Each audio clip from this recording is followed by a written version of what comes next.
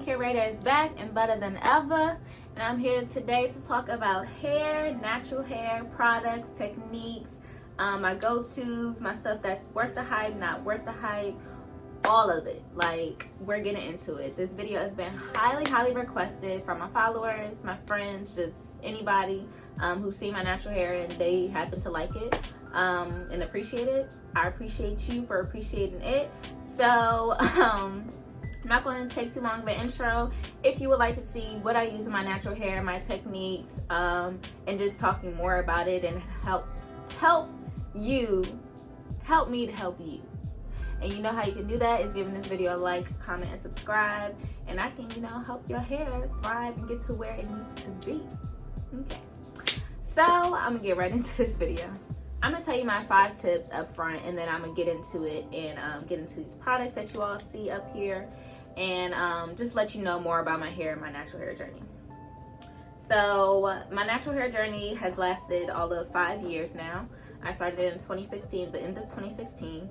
And I feel like I'm at a point that I really appreciate and like the way that my hair is now. My curl definition, my shrinkage, I'm appreciative of it now. The overall health of my hair, I feel as though it's at a good point. My length retention, it's getting there. I feel like it's getting there. My dry scalp is definitely better than it has been in the past, and I'll let you all know on what products I've been using to get it to that point. So I feel like I'm at a good enough space to where I can help you guys. So tip number 1, I'll forever say this, is don't get so caught up in the hair type. So many people, like when they see my curls, they're like, oh my gosh, what's your hair type? In different sections of my hair, it can be 2 different things.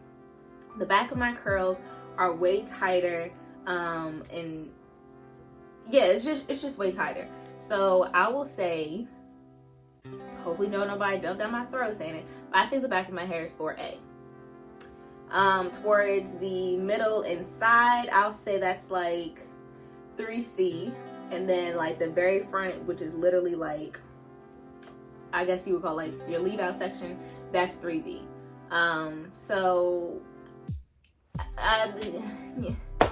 Like, that's what I'm saying. I don't get too caught up in like trying to really define my hair as a certain thing, because I feel like a lot of people don't fit in just one particular box. But please do not get so caught up in the hair type. If a product says that it is for kinky curly hair, I'm still gonna pick it up. I also still might pick up the mixed chicks, which is for the 3Bs and 3As. I still might pick that up. But if it works for my hair, I'm not gonna like say, oh, I can't use it. If it works, it works. So just get that out your head. Stop trying to conform yourself to one specific hair type. Like, please. Now that's out the way. Tip number 2. I know when we're on this hair journey, we're like, I don't know what to do. I don't know what to use. Like, I'm lost. When I first started, of course, I was that same way. I came to YouTube for answers as well. Like, some of y'all might do, like some of y'all might be doing now with my video, which I appreciate it. Don't leave it. But take everything I say with a grain of salt. What works for me may not work for you, and it may work for you. If we have similar hair types, if we have similar curls, porosity levels, different scalps. Like, if you have similar things, then it might work for you. But in the chance that it doesn't, please do not just try to buy all these products because I say it works for me. That was my problem. I became a product junkie. Like, when I first started, any video that I saw and some YouTuber stand to say like this worked for me, I was at the hair salon the very next day buying it. So that's why I say, like, don't try to go out and try to buy the most expensive things because you see your favorite YouTubers have used it and you think it's gonna work for you. You can try some of these products here that are like $7, $10, $12, $15. Like, so that would be tip number 2. Tip number 3 would be to listen to your hair. Like, it'll be so many times that I'm washing my hair and sometimes I won't get the same shampoo and conditioner and deep conditioner. Like, I won't get the whole line. and I'll be washing my hair and I'm feeling, I'm like, this don't really feel as soft as it normally does, or like it's like I feel kind of grainy when I'm washing my hair, but I'm like, it's fine, just keep washing. I'll rinse it out, be drying my hair, and it's like little white speckles and like little balls as I'm touching my hair, and I'm like, what is this? And I'm like, you know what, forget it, it's fine. Trying to keep going through with the rest of my hair, and it's like, your hair is telling you when it does not like a product. Like, it tells you when it's not feeling a certain style or technique that you're doing. Listen to your hair, because it's just that simple. Listen to your hair. Like, it's just that. Tip number 4 would be to give your hair a break. If you really want to see some hair growth, when I had that period of time that my hair broke off at the end of 2016, I did the whole year of 2017 of just protective styles. And I get that's a big commitment for some people, but you don't have to go like a full year, but really give yourself a couple months that you just don't do your hair. That's what wigs, locks, braids, twists, whatever it is, that's what those are for, like, to give yourself a break. But while you're giving yourself a break with those protective styles, you still have to treat your hair while it's in those styles, because before I would, and even I have dry scalp, so having my hair in these protective styles, it seems good for my hair, but it's not good for my scalp. And a healthy scalp is what translates into hair growth. So when I'm thinking, I'm like, oh, you know, I'm keeping my hair in braids, you know, it's probably gonna grow my hair.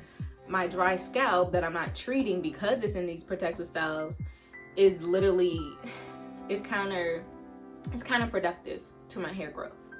So for me, I'm gonna introduce these 2 little products while I'm talking about this. If you have really dry scalp like I have,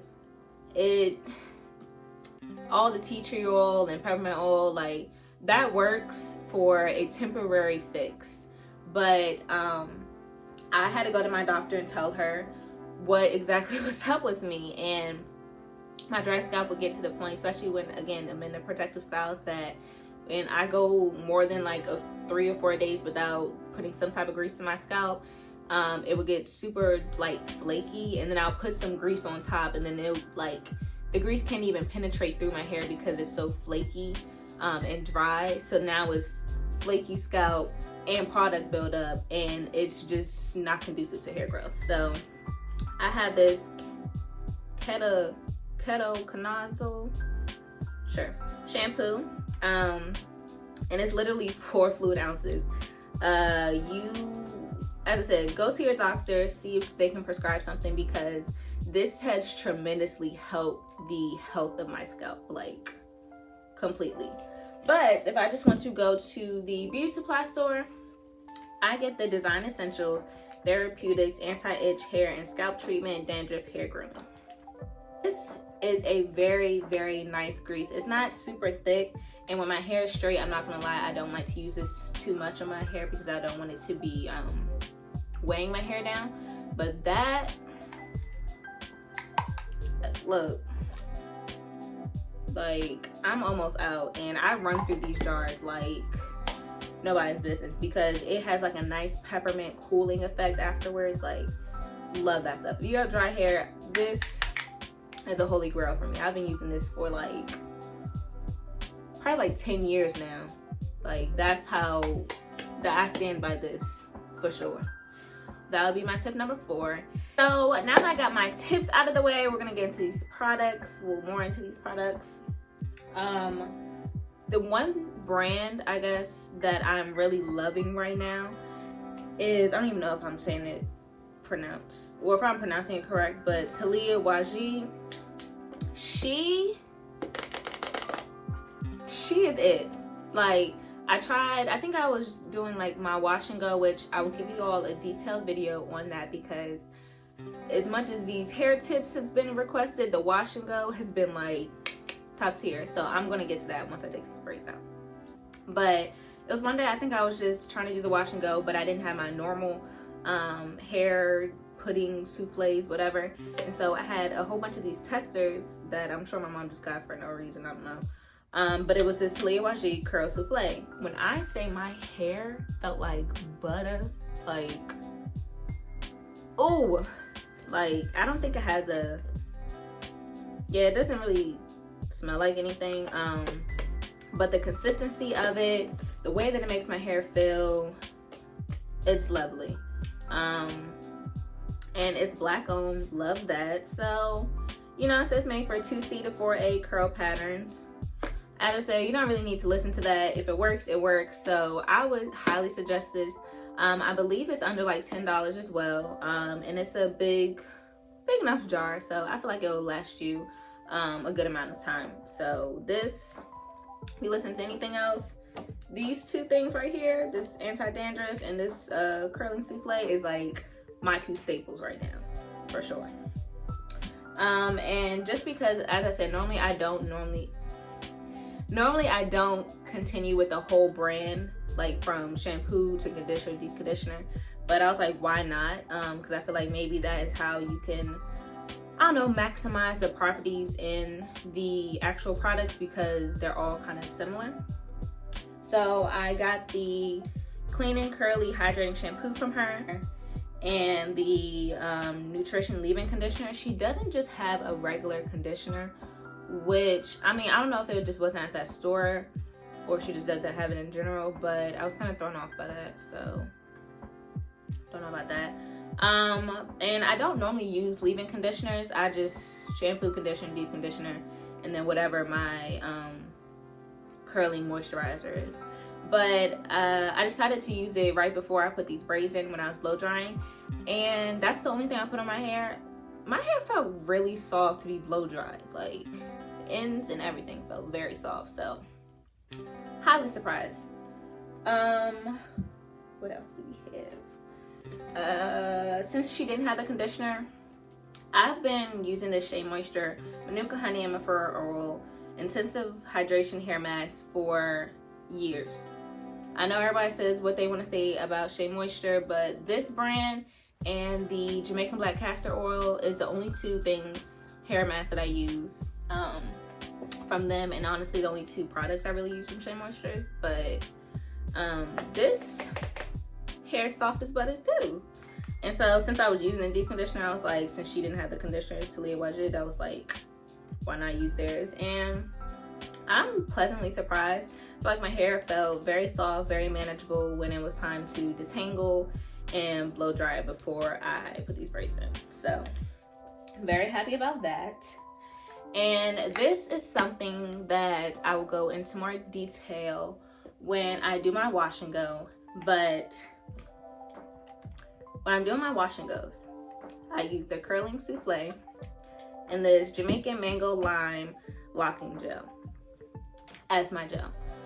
Before I used to use Eco Styler Gel, and then I used the Murray's Locking Gel. I don't know why locking gels are like my thing now, but as I said, what works is what works. So yes, this combo is my like go-to for it now. Like I'm very well pleased with this. I'm gonna go into another video and actually explain like what videos are worth the hype and what's not, because I don't want this video to be too long. So I'll do another video on that, because I feel like I've tried a good amount of the natural hair market and I can tell you guys what is worth your money, and you know what's something that you can try, see if it does work for you, and then what's something that you like don't even pick it up because it's not worth it. So I can give you all a video on that. Let me know if that's what you want to see. And then for sure, once these braids come out, I will do a detailed tutorial on my wash and go. So hopefully, you know, you can get that. And I'm gonna say wash and go and y'all realize why I have those quotations when you see the video, but hopefully you can have the same or similar results when you try my technique or methods. So if you like this video, don't forget to give it a nice little thumbs up. The reason I'm giving this video a thumbs up too, in my mind, is not only just because of the, you know, tricks and techniques and products I talked about, but also because I'm talking about all this stuff while I'm being comfy and cute. And the reason that I am is because I'm in the Chosen One loungewear set. When I tell you the quality on this is just like, like it's great. It's a unisex set, so you know, for the guys, for the girls, for everyone in between. this can be the set for you. Definitely don't forget to check them out on Instagram. I'll put their name right below here, so you guys can go get your sets and bodysuits and hoodies and everything else that they have on there, because like I said, quality top notch. So until next time, it's your fashion curator Ebony, and I'm signing out.